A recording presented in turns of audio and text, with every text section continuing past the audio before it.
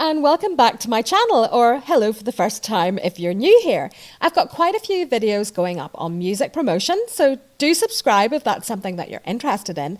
And in today's video, we're going to talk about why should people listen to your music over all the different content they could be consuming. Because you go on Facebook, you go on Instagram, and it's very much watch this show, watch this video, listen to this album, listen to this podcast.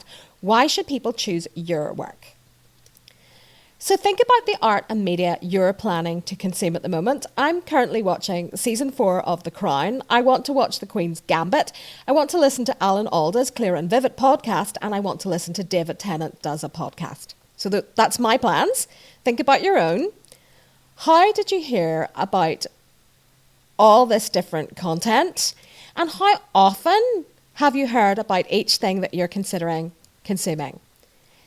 And have you ever watched or listened to the show or artist before? Is there an existing engagement there, basically? So let's take me as an example and how I became aware of the things that I'm planning to consume. Well, I had watched or listened to the same artists previously. I had watched the first 3 seasons of The Crown, so it was likely I was not going to want to miss season 4. And I'd watched MASH, and I was familiar with the work of Alan Alda, which is what interested me in his podcast. Friends have been posting on social media about The Queen's Gambit, which was something I actually hadn't heard of, but because so many people were saying it's great, it made me interested to check it out. So recommendations from people who are my peers, who tend to like the same kind of things as me, was a big factor. All these things tally with my general interests. They're not totally alien to me. I'm interested in history, so I'm going to be interested in The Crown. I loved MASH, so I'm going to be interested in Alan Alda's podcast. So none of them are like something completely unrelated to other content that I consume. I use the platforms where they're broadcast, and that's pretty important. You know, I can access The Crown because I have Netflix. I can listen to podcasts on Spotify. If I had to go and sign up for a completely new platform, I'd be less likely to consume that content. For example, I kind of like to watch Spitting Image, but I'm not going to sign up to BritBox just for one show. So think about the last album you listened to or the last show that you watched.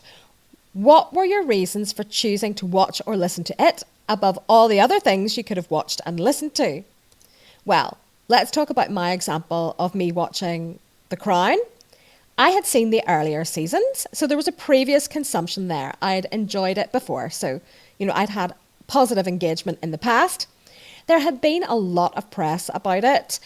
I had read a review of it in the BBC. It wasn't actually too positive a review, but it made me aware that a new season was out. A lot of the actors had done interviews. There had been a lot of traction built. Other people are watching and commenting about it now, so I feel like I have to watch it now. There's a sense of urgency, because if I watch it this time next year, people will have moved on from it and I won't be part of the conversation. I had easy access to the platform, as I'd mentioned before. It was easy enough for me to find it and play it. And the platform itself made it easy for me to access. I went on to Netflix. It said watch again, and it told me that there were new episodes of The Crown. So, Spotify and different platforms will do that with your music. They'll let people who follow you know that you have a new release. So this is all well and good, but, what's it got to do with us as musicians? How can we learn anything from it? Well, be on the right platforms. I know that sounds like a no-brainer, but you need to be where people are actually listening to music. So that's going to mean being on bigger platforms like Spotify, Deezer, Apple Music, but maybe more specialist, niche places where people go to listen to your kind of music. Platforms maybe like Bandcamp and Noise Trade. So you might have to put a little bit of research into that, but you need to be where your listeners are. And you need to aim for the right listeners. I've seriously had country musicians send music to metal labels and wonder what was going wrong. It's the same in trying to engage an audience. You have to find the right people. I've actually got a video on using Google Trends and Facebook for Business to help you do that.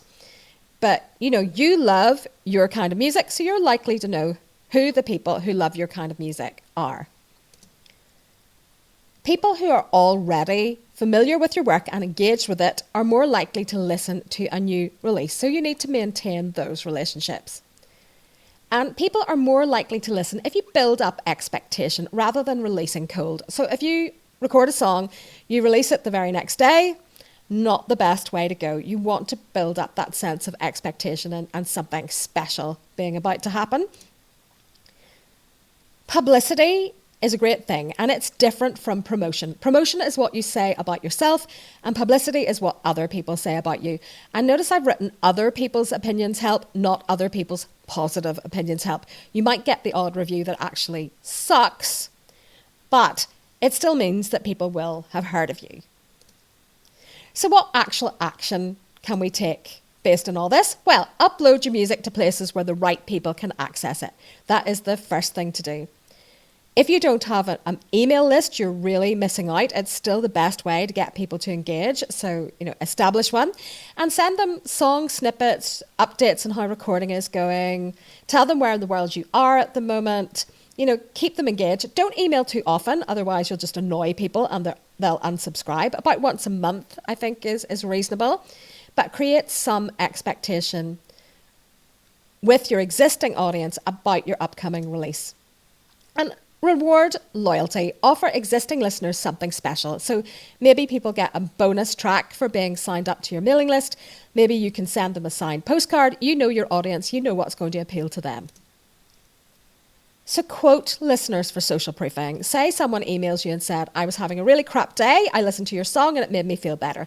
Quote that, but ask the person's permission before you do, obviously. And get and post press quotes. This is really important. You can aim your music at blogs in your niche, national music magazines, the local paper, radio presenters, anyone who knows about your kind of music. Get quotes from those people. Use them on your social media, your website, the packaging of your CDs, if you still make CDs, your bio, your one sheet, all those things.